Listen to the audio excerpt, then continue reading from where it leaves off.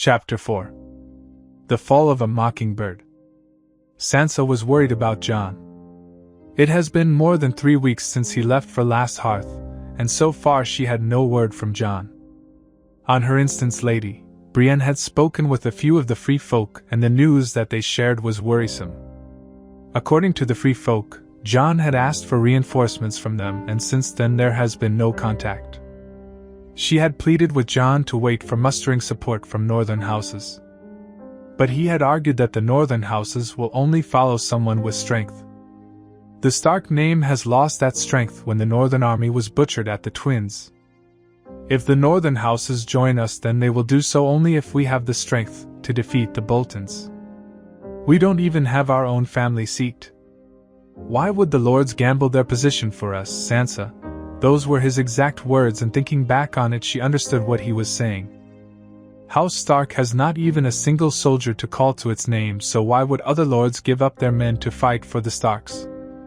Even then she had protested and tried to talk him out of moving against the Umbers. After all, she knew his hidden weapon that could change everything for their family. She still remembered the conversation that she had with Jon. "There is something that I have to tell you," said Jon, and Sansa could make out his reluctance. "You can trust me, Jon." Sansa took his hand and squeezed. "I found out about my mother," said Jon, and whatever she was expecting, this was not the topic that she was expecting from Jon. "Father told you about your mother. I am happy for you, Jon." "Who is she?" Sansa asked curiously, and there were some rumors about Ashera Dane, but Father was always right-lipped about Jon's mother. "Father never told me. He promised he would after he returned from the capital." "No, I learned it when I died, Sansa," said Jon, and wasn't that a tale in on itself? She wouldn't have believed Jon's tale about how he died and was consequently resurrected if it wasn't for the scars on his chest. "How do you learn something when you die?" Sansa asked, genuinely curious, and then her eyes lit up eagerly. "Did you see Father, Mother, and Robb? Did you?" she asked eagerly and rubbed her eyes as she felt her eyes water. "No, Sansa. I never saw anyone, but I had visions," said Jon, and she gave him a weird look. "You had visions?" Sansa asked slowly. "Yes, I had visions. That's how I know that I am not Ned Stark's son but his nephew," said Jon, and she couldn't believe what she heard. "What?" Sansa shouted incredulously. "It's true, Sansa. I am not your brother but your cousin. My mother is Lyanna Stark, your aunt. My father Prince Rhaegar Targaryen. When Uncle came upon the Tower of Joy, he and his friends fought the Kingsguard of the Mad King to get to my mother. Only Howland Reed and Uncle survived Ser Arthur Dayne. It was there they found me along with my mother, who was bleeding to death. On her deathbed, she asked to keep me safe, and since that moment Uncle declared me as his bastard to protect me from Lannisters and Baratheons." Jon's explanation caught Sansa completely flat-footed, and she didn't know what to say. On one hand, she could understand her father better. Father always called you his blood, but never once he called you his son. "I have never heard him call you his son," she absently said to her newly revealed cousin. "Neither have I," said Jon. Sansa was reminded once again of the lesson that she failed to learn from her father. "It doesn't matter whether you are my cousin through blood. Father always treated you as his own son, and that makes you my brother. That's all I need to know," said Sansa, and she could see that her words put Jon at ease. "The reason I told you this is that I am in possession of something that will be able to secure the North from the Boltons, as well as to pay back the Freys and Lannisters their due," said Jon, and that made Sansa intrigued. "What is it?" "A dragon, dear sister. A dragon that will help us take Winterfell and destroy all of our enemies." While stories of dragons and White Walkers seemed far-fetched, she would believe it since it was coming from Jon's mouth. If she couldn't trust her own family, then there was no one in the world she could put her trust in, but she just wished Jon would have listened to her. He could have waited for the dragon to arrive, and then the Northern Lords would have rallied to their cause.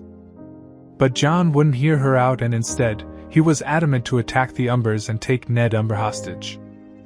Jon reasoned that with Ned Umber a hostage, Small Jon will surrender Rickon. Sansa had argued that Ramsay would never let Rickon out from Winterfell. When she had learned from Jon that he saw Rickon being taken prisoner by Ramsay, she had already resigned herself to Rickon's death. Jon insisted that he will save Rickon, but she knew the futility of it. Even with the aid of a dragon, Ramsay would never let Rickon go. She loved Jon and his fierce loyalty to their younger brother, but she had long ago learned to let go to ward herself from more pain. It was a lesson that Jon had yet to learn, and she hoped he didn't have to, but unfortunately it was something she had developed after being subjected to the cruelty of Ramsay. When she was a prisoner in King's Landing, she had hoped Robb would rescue her, and that hope was dashed when he was murdered by the Freys and Lannisters. She had hoped to escape the capital and live the rest of her life comfortably in Highgarden, and to her horror, she was instead married off to Tyrion. Compared to the rest of Lannisters, her new husband was a marked improvement, but that doesn't mean she was happy being married to a Lannister. From there she ended up being the pawn of Baelish, and she had once again stupidly thought that he liked her. It was only later, when she was suffering under Ramsay, that she realized everyone she had met outside of her family was always using her for their benefit. Family was all that mattered to her now, and she prayed to any gods that would listen that Jon would return safely back. "My lady, a rider approaches Castle Black," Podrick Payne reported as he barged into her room, which was actually Jon's room in truth. "Is it my brother?" Sansa asked excitedly. "I don't think so, my lady. I could make out the sigil of flayed man on his shield." Podrick reported grimly. "The Boltons. Are there more of them?" Sansa asked, her heart sped up in fear. "No, my lady. Lady Brienne is with the rider, and he is just a messenger," said Podrick, but that still didn't put her at ease. "Then I will hear what Ramsay have to say." Sansa stood up and followed Podrick out of the room.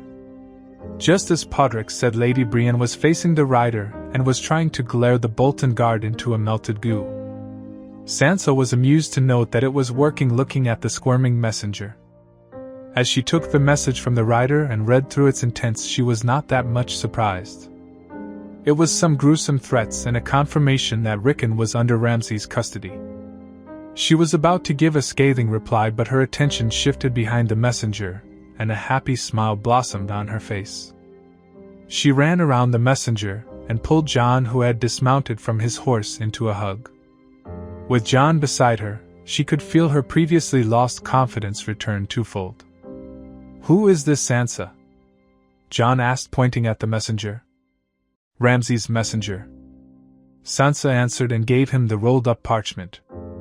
"I see. Then I have a message for the bastard of Dreadfort and the Oathbreaker Umber," said Jon after he read the scroll and returned it to Sansa. He went around his horse to the caravan that followed him.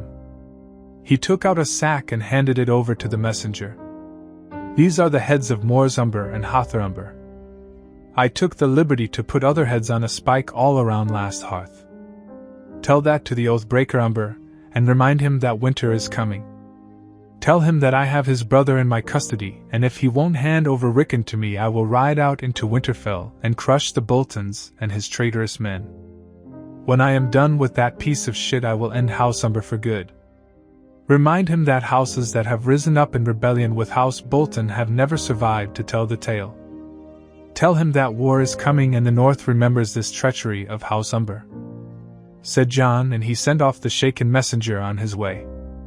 "You were gone for too long, Jon. You could have at least sent word that you were safe," Sansa admonished her brother. "The plan was to take Last Hearth, but I had a unique opportunity to cut Ramsay's forces in half, and I took it," said Jon, and Sansa couldn't help but notice that the free folk that followed Jon was unloading a lot of armor, weapons, shields, and food from the caravan. "What did you do?" Sansa asked in wonder, and she could see out of the corner of the eye that Lady Brienne and Podrick Payne were also looking on curiously. "I took Last Hearth and then made a detour for Carhold. Speaking of which, let me introduce you to your new lady companion, Alice Karstark," Jon said with a flourish as he pointed at a scowling girl who slid down from her horse, albeit reluctantly. Welcome to Castle Black, Lady Karstark. Sansa greeted the younger girl courteously. There was no need to be rude to the girl even if her family was fighting on the other side. Besides, with Alice as a captive, Sansa doubted her brother would be keen to support the Boltons. She wished she could see that vermin's face when Karstarks abandoned his side. Ramsay Bolton woke up from his bed with a yawn. As he fumbled with his bed covers and struggled to dress up in his tunic, he thought about his wife. He truly missed his wife and the sounds she made as he tortured her every night. He felt truly lonely now that Miranda was also taken from him. Not that it matters in the long run. He was sure he will be shortly reunited with his dear wife, and he would enjoy her horrified screams as he would make her watch as he flays her brothers alive. He had enjoyed doing it to the Cerwyns, and he would surely enjoy doing it to the Starks. In the dungeons of Dreadfort, he had seen the skin of Starks of the old. Even after centuries, his family had kept those skins, and every Bolton would be shown those skins to remind them of their duty. That duty being destroying House Stark. When his own father had shown those skins, he had dreamed of flaying a Stark. It was really a shame that he wasn't allowed to flay Sansa because of his father's orders. But now that his Lord Father was no longer among the living, thanks to himself, he will be free to flay his wife. He did have a Stark in his grasp, but he was keeping the Stark boy for his bastard brother. Besides, he could always flay Rickon Stark after he flayed Jon Snow. Then there is also the matter of Reek. While his father rots on the ground, he had to admit that Roose Bolton was right to admonish him. Without Reek, he has lost the ability to keep the Ironborn at bay. If those Ravers attack, he would have to march out in force to secure his position as Warden of North. That would leave Winterfell open for the taking. He didn't trust any northern lords, especially when he knew most of them would be happy to see his head on a spike. Even small Jon Umber was a dangerous enemy to host in his home, even if the Umber Lord had delivered him Rickon Stark. After all, great Jon Umber died because of his own father's treachery, and Ramsay didn't believe for one moment that small Jon will forget that despite proclaiming otherwise. The Karstarks, on the other hand, is more dependable because Lord Harold Karstark answered House Bolton's call first and was motivated by revenge. Lord Karstark wanted to see House Stark dead more than anything else. After all, Lord Harold lost 2 brothers and his own father because of Robb Stark. There is also the added benefit of no standing enmity between House Karstark and Bolton. That doesn't mean he was blindly trusting them, but they were certainly more trustworthy than the Umbers. As he dressed up and fastened his hunting knives to his hips, he decided to break his fast and then deliberate on a strategy to deal with the Starks. Just as he was about to leave his room, Maester Wolkan barged in with a note of urgency. "Forgive the intrusion, my lord. The Karstarks have left Winterfell."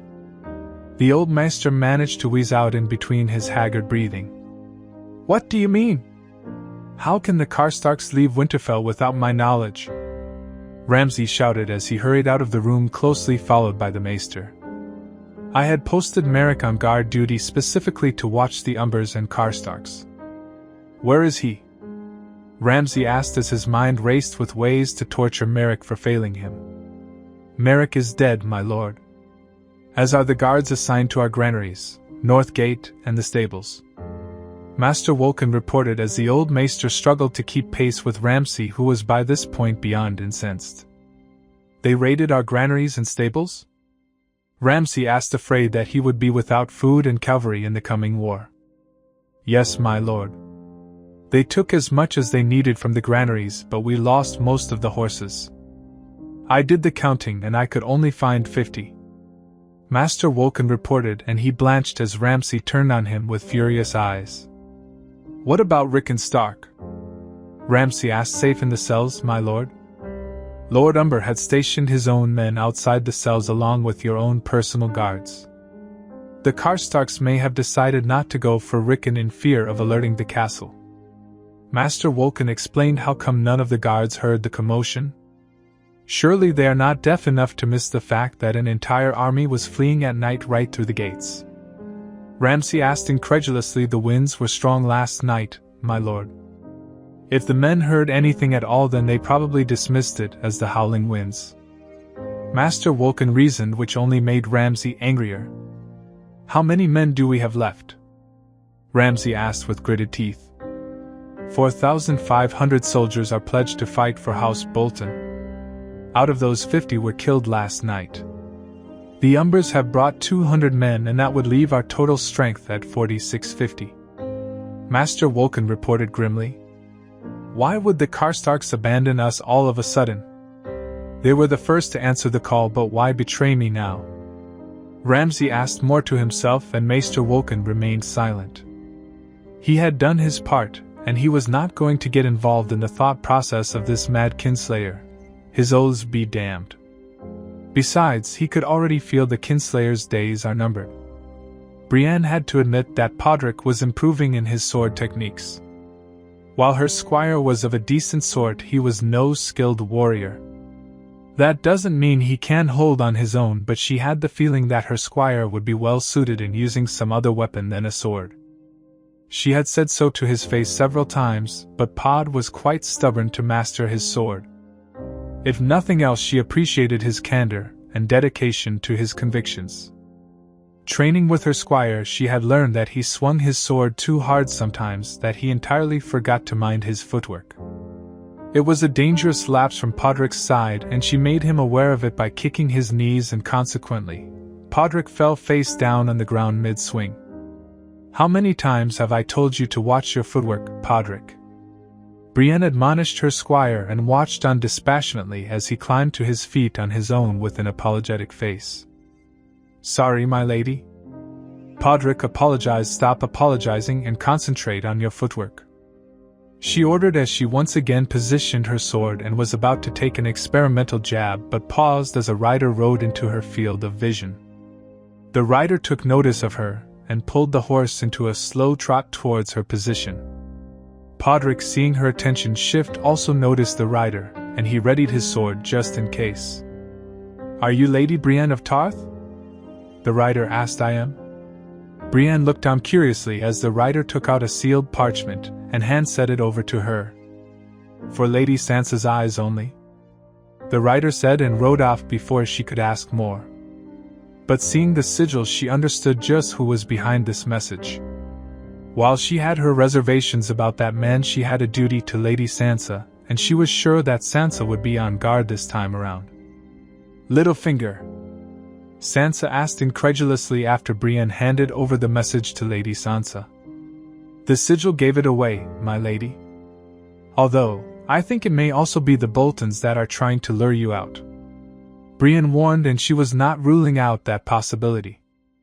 Brienne saw Sansa nod absently to her suggestion and broke the seal. She saw Sansa quickly read the message, and as further she read, Sansa's eyes were getting further narrowed. What is it, my lady? Littlefinger is in Mole Town. He wants to meet, said Sansa with a thoughtful frown. Are you going, my lady? He sold you off to the Boltons, Brienne reminded her charge. I am going, but I will not be alone. You are also coming with me, and I have to tell Jon. When Lord Baelish has graciously handed himself over to Wolf's Lair, who am I to discourage him? Sansa smirked coldly, and Brienne also couldn't help but smile. She always wanted to see that sniveling man suffer. She didn't know why, but that was the first thought that would cross her mind whenever she would think about Baelish. After a brief conversation with Jon Snow, who was sporting a cruel glint in his grey eyes at the mere mention of Baelish's name, she and Lady Sansa rode out into Mole Town. It was a deserted town not far from Castle Black. When she and her charge disembarked from the horses, they could see that Baelish has traveled light. Only 4 men had accompanied the little weasel, which made what was coming next all the better. Lady Sansa, it brings me great joy to see you unharmed and well. The moment that I heard of your escape, I save your words for someone who cares, Lord Baelish. You asked for a meeting, and here I am. Say what you will, or leave me in peace. Sansa cut off the weasel lord, and Brienne noted with internal satisfaction as Baelish floundered a little. But the slimy snake recovered quickly. I know you may have suffered. Do you? Sansa once again cut in with a glare that was as cold as the winds from the lands of always winter. I cannot imagine what horrors you faced, but I agree. You can't imagine the horrors that I faced, or perhaps you do. You did know exactly who and what Ramsay Snow was when you sold me off to the Boltons," said Sansa with barely controlled rage. Brienne could see that her charge had tied her hand behind her back, and her hands were fisted with such strength that she thought it would be painful. "If you allow me to explain myself and speak privately, no, Lord Baelish. The time for dialogue has long since passed. You are the sole reason that my family is in tatters, and I was waiting for you to expose yourself to me. Your mistake, my lord, was believing you could tame a wolf," said Sansa coldly, and Brienne's eyes flickered and looked behind Baelish to see Jon Snow walk into the street with a few of his wildling friends. The one with red hair always gave her the creeps, but she had suffered worse, so it was not much of a bother. Her hand went to the sword at her hip as Peter Baelish's guards realized they were in a trap. "Baelish, I have been looking forward to meeting you. I advise that you take a very good look around the world that you can see and feel, because from today onwards your world will only know pain." Jon Snow snarled and charged with his sword. Brienne also unsheathed her sword but stayed by Sansa's side and let her brother handle the scum. It was a marvel to see Jon Snow fight, and she could see why the Night's Watch, as well as the wildlings, praised the former Lord Commander as a gifted swordsman. The first guard who was unfortunate to fell had his belly split open by Jon Snow's sword. Brienne could see that Jon Snow had found a small gap in the armor of the guard when said guard had raised his sword to attack. That was all the time Jon Snow needed to kill that guard, and that required speed and skill hard-earned only by hours of training daily. The second guard, who had tried to take advantage of Jon Snow's distraction, found himself quite abruptly stopped by Jon Snow. Even Brienne was surprised when Jon Snow used his free left hand to hold the sword hand of the second guard and quite easily stab his sword straight through said guard's neck, ending his life. Truly, Sansa's brother was a gifted killer, one with speed and ferocity she had rarely seen. He would have made a knight of great renown if the gods were kind, she thought. The other two guards decided to do the same thing by throwing down their weapons and surrendered peacefully. "No! Sansa, please, I beg you. I mean you or your family no harm. I love you. I loved your mother." Peter Baelish was on his knees begging for his life. Brienne was disgusted by this pig. He didn't deserve to be a lord of anything. He was truly a venomous worm. "Love?" Sansa asked incredulously. "You dare speak of love?" Sansa surprised Brienne by surging forward and kicking Baelish right on his nose. The Vale Lord fell on his back with a river of blood flowing out from his nose. Brienne didn't know whether she should be proud or admonish her charge for recklessly moving close to the enemy. But she didn't have the heart to tell that, knowing what Sansa must have suffered because of this scum that was moaning in the ground. "Take this piece of filth to the dens. Tell Sigorn that Jon Snow has delivered a mockingbird, and expect them to break this fucker until he sings everything from the moment he crawled out of some whore's womb." Jon snarled as the wildlings picked up Baelish and moved away, quite happy to inflict pain on the squealing lord.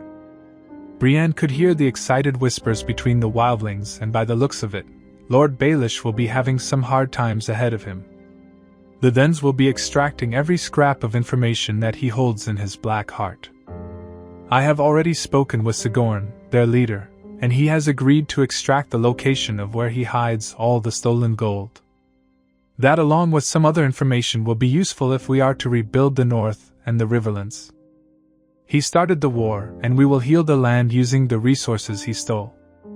Jon Snow explained. "Just promise me one thing, Jon. After his usefulness expires, promise me that you will kill him." asked Sansa. "I promise, sister." Jon nodded also. "I want to be there to see it. The last thing he should see is a Stark smiling at him as he bleeds to death," Sansa said coldly, which made Brienne a little uncomfortable, but Jon Snow merely smiled. "The wolf is coming out, sister." Jon patted Sansa on her shoulder and led her back to Castle Black. Brienne closely followed the two siblings, keeping a close eye around the surroundings.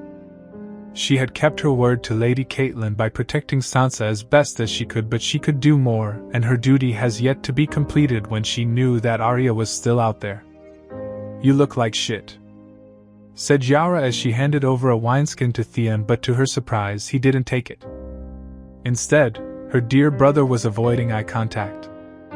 "Look at me, Theon." But to her ire, he continued to cower like a whipped dog. "I said look at me." She forced his head to turn to her face, but his eyes were still skittish.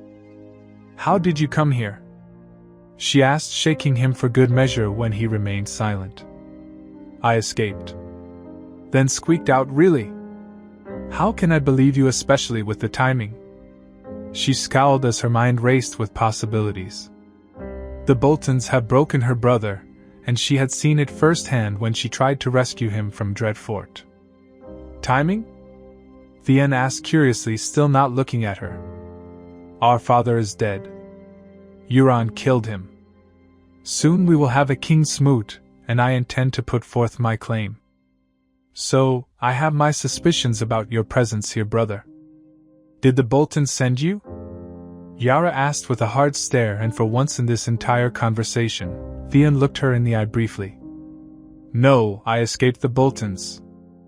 "Do you desire the Salt Throne, brother? Is that why you are here?"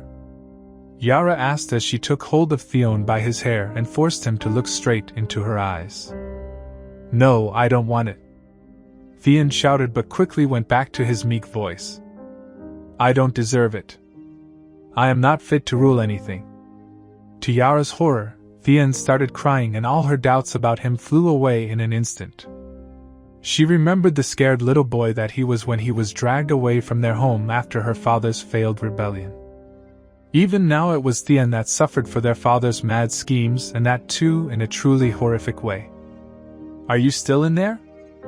Yara shook her brother from the sorry state he was. "Are you Theon Greyjoy, son of Balon Greyjoy? Or are you that creature I saw in Dreadfort that cost me good and loyal men? Look me in the eye and answer." Yara yelled in frustration, "I am Theon Greyjoy.